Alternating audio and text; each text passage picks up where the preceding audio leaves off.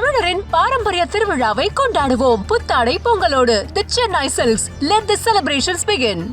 Gambhir recently said that he had honest communication with the players. So, what exactly is that honest communications? The communication, if you want to say, if you want to put it that way, the communication has to be quite straightforward, because Gautam Gambhir, we have seen him. He's generally a no-nonsense man. Whenever he was playing, whenever he was captaining the sides in the IPL, and even now. Rohit Sharma has now been kicked out, let's say just of the fifth test. And do you think there are like some other players on the list? I mean, there have been reports in the media that once the Sydney Test match or the Australia Tour or the Border Gavaskar series is over, the selectors are going to sit down with Virat Kohli as well and have a discussion about his form. While Rohit Sharma, he always was called flat track bully. He did well on Indian or subcontinental tracks, but whenever Rohit Sharma toured outside of India performance, we have not seen Rohit Sharma do such kind of stuff on overseas tours.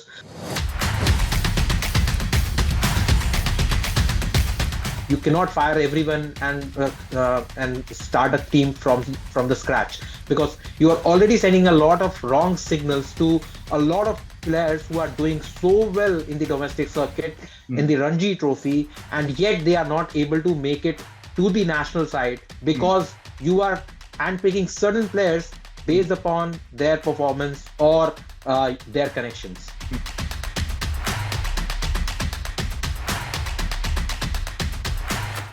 Hello and welcome to Oneindia Howzat. There are a lot of things going around BCCI and Indian cricket team. A lot of noises around the dressing room, a lot of noises around the captaincy issue, and a lot of noises going around overall. So there are a lot of things to talk about this. So we'll be talking with Oneindia, Michael's English editor, Avinash Sharma. Hello, Avinash. Welcome to the show. Hi, Leo. Thank you. I would like to ask is that the reports which came out yesterday that said that Rohit Sharma has opted out of the Sydney Test.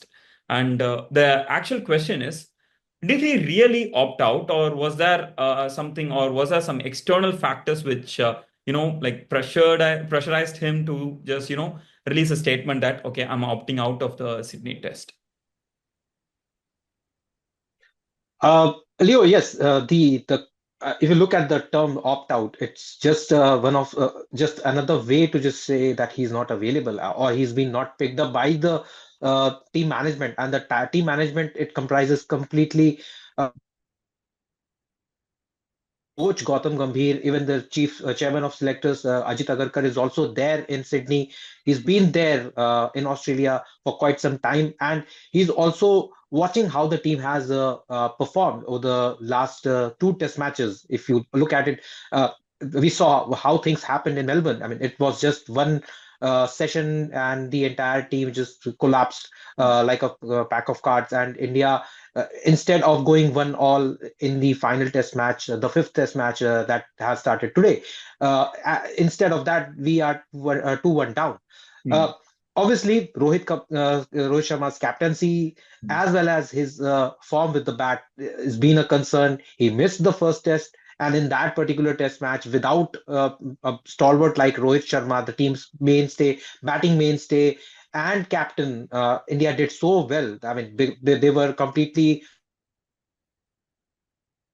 in the first innings, if you remember, in the Perth test, and the way the team came back under Jasprit Bumrah's captaincy, and all the players, the way they rallied around Jasprit Bumrah's captaincy and the decisions that he was making, even the juniors were contributing quite a lot. That perfectly seemed to have sent some message, and the way the things transpired in the subsequent matches, we saw Rohit coming in, team not doing good at all in Adelaide, and we saw something similar in the next test matches as well. So there has been a lot of pressure of performance per se on Rohit Sharma, and the it's just a term to just say that he's opted out. Well, in actuality, it is not opted out. He's being dropped by the team management Yeah. and the selectors because of his non-performance, and even his captaincy has been pretty mediocre in the last seven test matches. If you look at, I mean, in the last six test matches that he's been part of the side. Okay, cool. So So, overall, if you look at, mm, it's completely a performance related issue, mm, which perhaps been a reason for Rohit's dropping. I mean, mm, they are painting it the way they wanted to, but we, being journalists, and even in the common public perception, if you just look at, even on the social media, everybody is quite assured and mm, certain that Rohit Sharma has perhaps even played his last test match. In the morning, we saw Sunil Gavaskar, a mm, stalwart of Indian cricket, mm, actually saying that MCG was perhaps Rohit Sharma's last test match. So obviously, the messaging from BCCI's side, if not BCCI, at least from some of the members of the BCCI, has been quite clear to Rohit Sharma that, see, age is not in your hands. yeah, Its performance has not been good either, mm, and we are not going to qualify. Almost 95%, it's quite certain that India is not going to qualify for the WTC finals, which is going to happen in the month of June. So what's next for Rohit Sharma? He mm, has not had been a very big test match player as well. So everything seems to have panned out in a way which Rohit and his fans might not be liking, mm. but the writing is actually on the wall. Okay, cool. So speaking about the whole thing that Rohit Sharma might actually been dropped out of the squad, and Gambhir recently said that he had honest communication with the players. So what exactly is that honest communications? Like what? See, Leo, if you talk about Rohit Sharma, the same goes about Gautam Gambhir as well. He came amid a lot of fanfare. I mean, a lot was being talked about. He has been mentor of two IPL teams. He has not coached any IPL team in the past, and just because of his mentorship, and the way Kolkata Knight Riders Mm, performed under his mentorship in IPL 2024 and ended up winning the trophy after a gap of 10 years. I mean, we saw Gautam Gambhir being elevated as the Indian head coach. However, there were rumors in the past that there were others who were in contention, but because of his proximity with the government, he managed to just pull off with the connections that he has. mm, And the way that things started under Gautam Gambhir's leadership, under Gautam Gambhir's coach and watch, India ended up losing an ODI series in Sri Lanka. Yes, they won the T20I series under Surya Kumar Yadav's leadership, but the senior team, where in the key players like Virat Kohli, Rohit Sharma, and the ilk came in, and India could only win one out of three ODIs, and ended up losing an ODI series against Sri Lanka after a gap of more than a couple of decades. mm, The pressure was there on Gambhir to just show the results. We saw what happened in the New Zealand series. mm, India were whitewashed after 30 years by New Zealand, and after almost I mean, we don't even remember when was the last time India lost a test match, test series at home. It was back in 2012 under Rohit's captaincy, and even then, Rohit's captaincy looked very mediocre. His batting also was not. He was not fighting as a mm, batter. Yes, we saw something special coming from the Indian side in the Bangladesh T20 Test series, where India chased down in a span of a 1.5 session and ended up winning the match in Kanpur. But that was a relatively very weaker side from Bangladesh, which India were playing. The real challenge began with New Zealand and the way Team India landed in Australia uh, on the back of a shambolic series loss at home. that definitely seemed to have put a lot of pressure even on coach Gautam Gambhir as well. So the pressure of performance and giving the result is not just on captain Rohit Sharma. I believe even Gautam Gambhir is also going through a lot of pressure, and he has to show results for his position, his to be extended to the way he wants it to be. So there's a lot of pressure, and the communication, if you want to say, if you want to put it that way, the communication has to be uh, quite straightforward, because Gautam Gambhir, we have seen him. He's generally a no nonsense man. Whenever he was playing, whenever he was captaining the sides in the IPL, and even now. So he doesn't like to mince words or mix words. So he must be telling what he actually feels, but that could also mean that a lot of senior players in the team might not be liking. But the fact that Gautam Gambhir has a backing of the board, he can do what he likes. Yeah. Okay, cool. So now that you mentioned that Gautam Gambhir is being backed by the board, so Gautam Gambhir has a pressure, but he will be backed no matter what. And as we've seen, Rohit Sharma has now been kicked out, let's say just of the fifth test.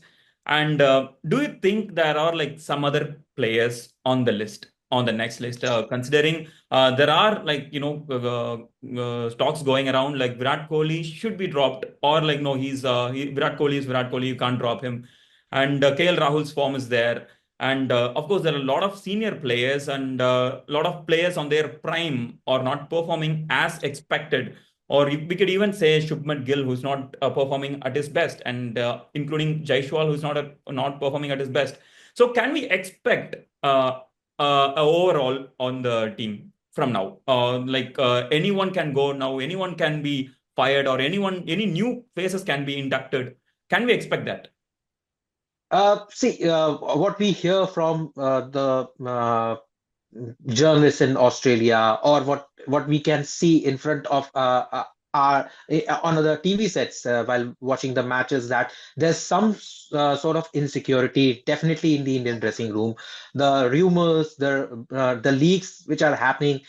You see, when the atmosphere in the dressing room is healthy, there are hardly any leaks coming in. It's not just with the Indian cricket team or cricket. It's with any other sport. If you look at it, whenever there is insecurity in the team, in the change room, leaks like these and cracks within the team come out in the open. So definitely all is not well within the Indian dressing room. That's pretty much is there, and it's quite visible now. The way Coach Gautam Gambhir came out to address the media on the match minus 1 day press conference, the pre-match press conference, it was quite evident that he's trying to bridge the gap, or try to do at least a paint service to just show that everything is there's nothing hunky-dory, and everything is apparently good. Things are fine, and the cracks are not that wide, and there's no solution that it cannot be mended. It was a messaging. Coming to the senior players and the rest of the players who could face the brunt of it, yes, there could be. We've seen what happened with Ravichandran Ashwin just last month. I mean, he perhaps he also got the message from captain and the coach's side that he is no more into their scheme of things. Hence, he took the abrupt decision of announcing his retirement. Because we all have seen Ravichandran Ashwin. He's not. He's a very methodical cricketer. He everything he does is quite.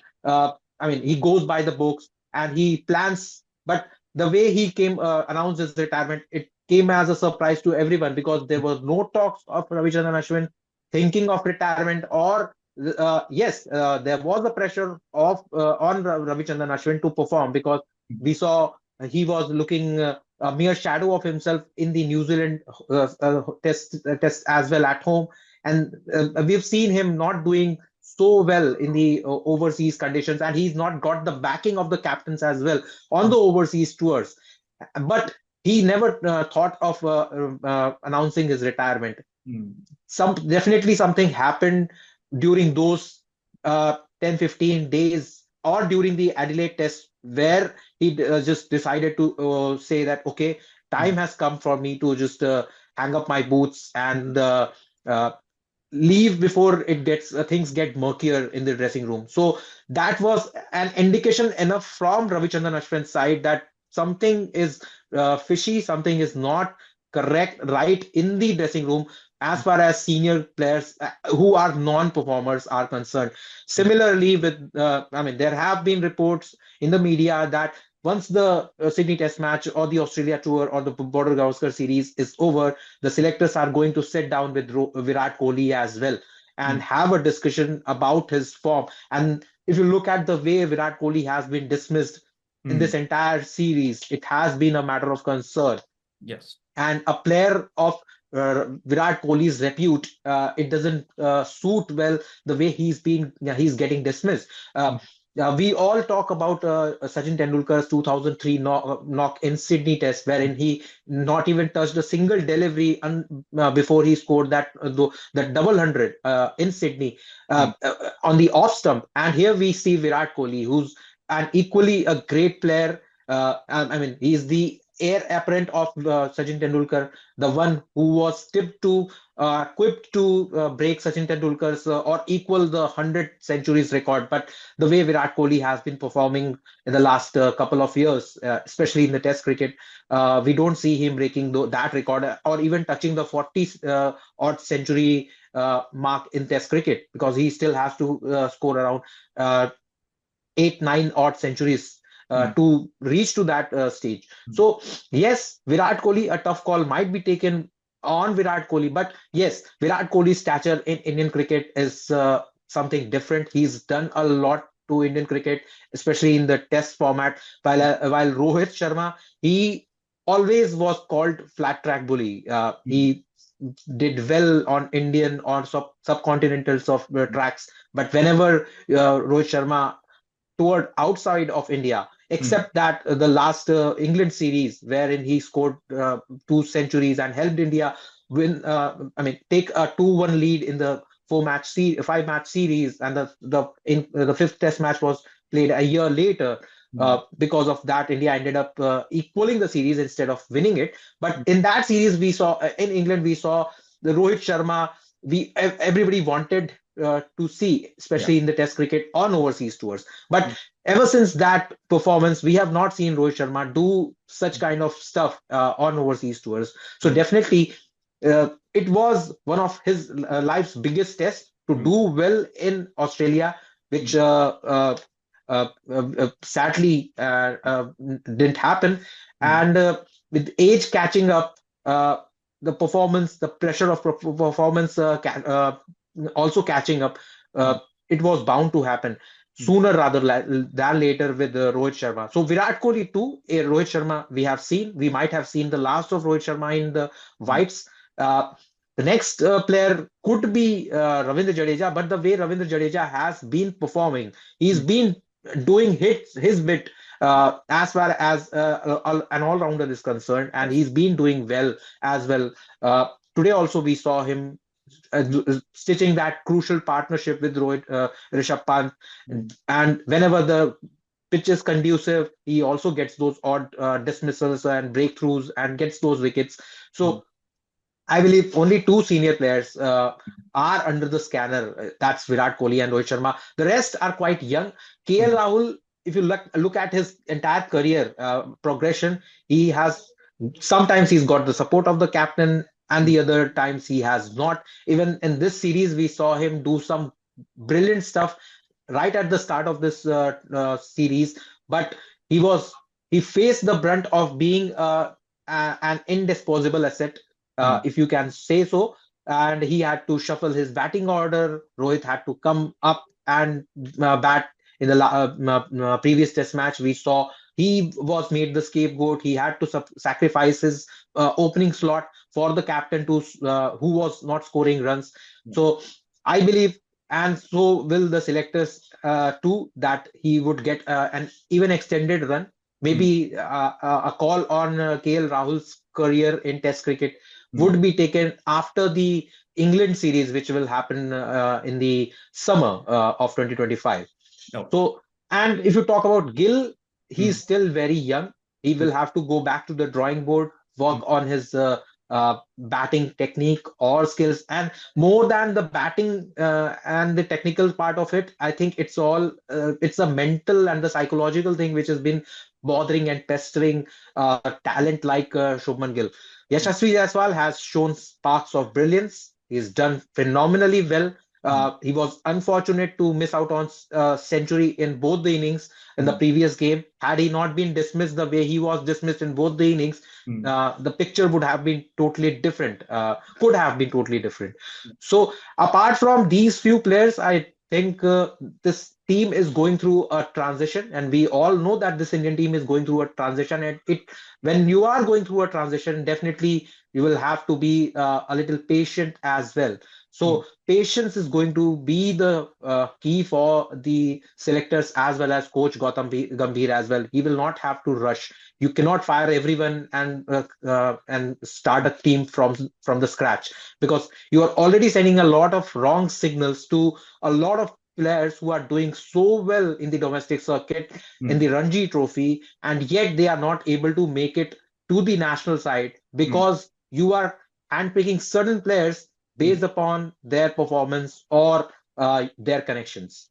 Okay. So one last thing I actually wanted to ask you was recently there is a news circulating around that BCCI are planning to appoint Hardik Pandya to lead Team India for the Champions Trophy. How true is that? Or I would like to ask you, how likely is that? Yes, in fact, Michael is the first one to write this news. There are talks in the BCCI corridors, and let's go back to in the month of July when Gautam Gambhir was appointed the captain, coach of the Indian cricket team across all three formats, and the Indian team had come from a historic T20 World Cup triumph where Hardik Pandya was the deputy of Rohit Sharma in the white ball format, at least. So, uh, uh, traditionally, what we have seen, it's the deputy who's being promoted and appointed the captain of the national side, whichever format he's part of. But it was not meant the way it happened, because Surya Kumar Yadav, he was in contention, but he was nowhere in the race until that day when the decision from the selectors and the staff was the coach was taken to appoint Gautam Gambhir as the Surya Kumar Yadav as the T20I captain. But we have also seen Surya Kumar Yadav not doing so well in the ODI, and it seems that Surya Kumar Yadav has been completely relegated to the T20Is. He will not be playing other formats. There's a school of thought in the BCCI as well, and it makes sense because he's been the best in this particular format, and let's keep him limited to that format so that he also keeps performing and he doesn't get drained out and fizzles out because of performing and the pressure of performing across multiple formats. So if you look at the current Indian side, the ODI side, if Rohit Sharma doesn't agree to continue be the captain of the side, even in the ODIs, then who's your second best player? You cannot go back to Virat Kohli because he was unceremoniously removed as the captain of the Indian ODI side as well. What happened in the 2021 with Virat and Saurav Ganguly, the then BCCI president, it's a completely it's an open story. Everybody knows about it. And I don't see Virat Kohli taking up the responsibility of leading the side, at least in the ODIs. So if you look at the all the players in the side, it's Hardik Pandya who is a natural leader. He's been doing well whenever he's been given the responsibility of leading the side, whether it's IPL or it's the T20I or the ODIs in Rohit's absence. He's done reasonably well. And second thing is he also has a backing of some people in the BCCI that he could be your ODI captain the day Rohit Sharma decides to walk away and move on. Hmm. Okay. So yes, I believe there are people in the BCCI who think that uh, Hardik Pandya could be the captaincy material and he could be your ODI captain. Hmm. Also have to ensure that others are picking up as well and others are groomed as well. See, Shreyas Iyer is not even in the national reckoning of late. Hmm. He has shown leadership skills. He led KKR to IPL glory after 10 years. Still, he's not a part of the Indian side across all three formats. Hmm. And then there is a Hardik Pandya who's already proven his credentials as a leader, as a captain. So definitely the BCCI will be backing, or at least a section of the BCCI will back Hardik Pandya to take up the mantle the day Rohit Sharma decides to move on. Okay, so thank you so much, Avinash, for sharing your insights and your thoughts on the various issues going around BCCI and Indian cricket team. So thank you so much, and for the listeners and for the watchers, please share your comments on the comments. Thank you so much. Pleasure. தமிழரின் பாரம்பரிய திருவிழாவை கொண்டாடுவோம் புத்தாடை பொங்கலோடு. The Chennai Silks. Let the celebrations begin.